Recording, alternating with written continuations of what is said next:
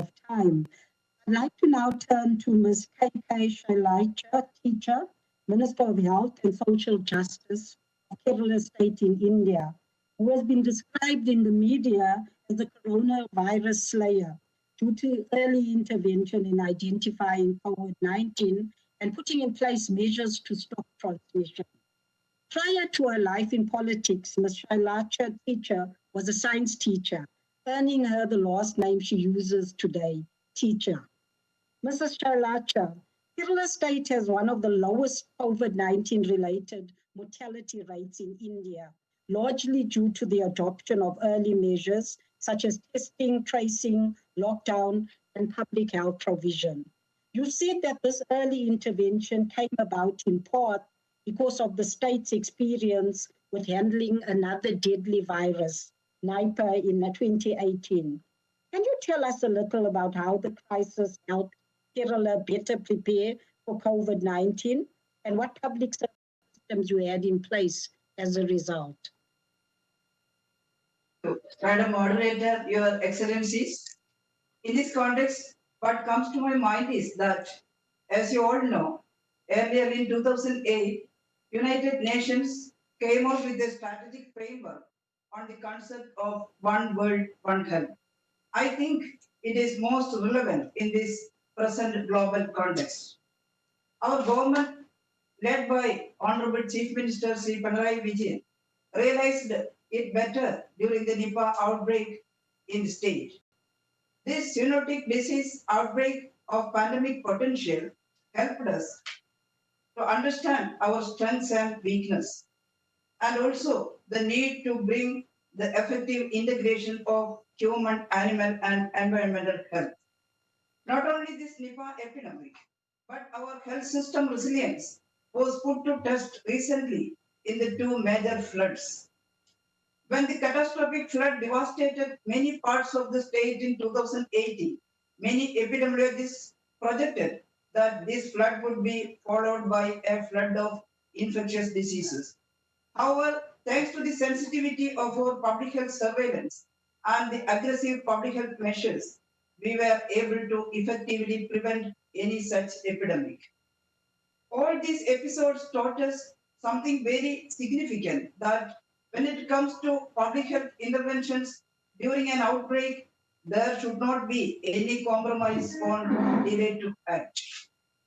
Coming to COVID, the very next day of WHO statement of caution on a respiratory virus of pandemic potential, we activated our entire surveillance network. Guidelines and standard operating practices for screening, diagnosis, and public health interventions where we put in place in line with the international guidelines while leveraging on our core strengths and decentralized public health delivery systems. Thanks to our surveillance system, we were able to report the first three imported cases of COVID-19 in the nation. We effectively identified, isolated, and treated them so that all the cases in that phase, which we call as phase 1, recovered fully with zero spread and zero mortality. Our case fatality rate is equal to 0 and basic reproduction number also 0, a dream for all public health enthusiasts. However, we know that the game has just begun. So we continued our surveillance, strictly complying to the international and national guidance.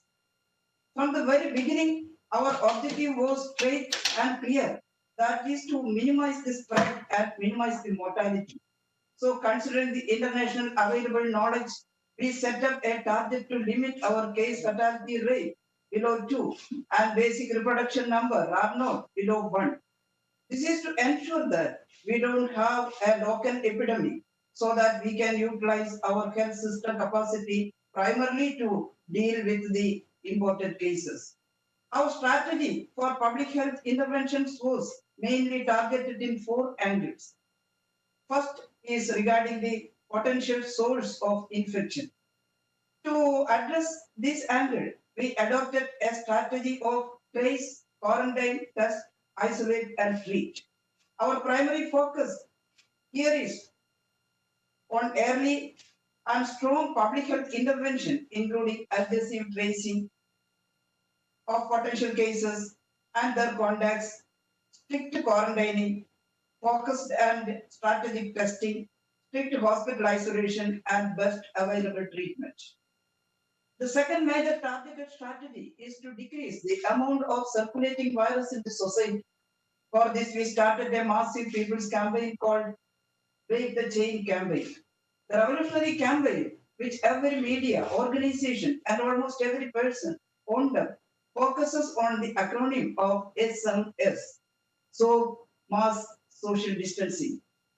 Third strategy is to stop the virus from reaching the vulnerable population, including elderly, people with chronic comorbidity, and pregnant women and children below 10 years.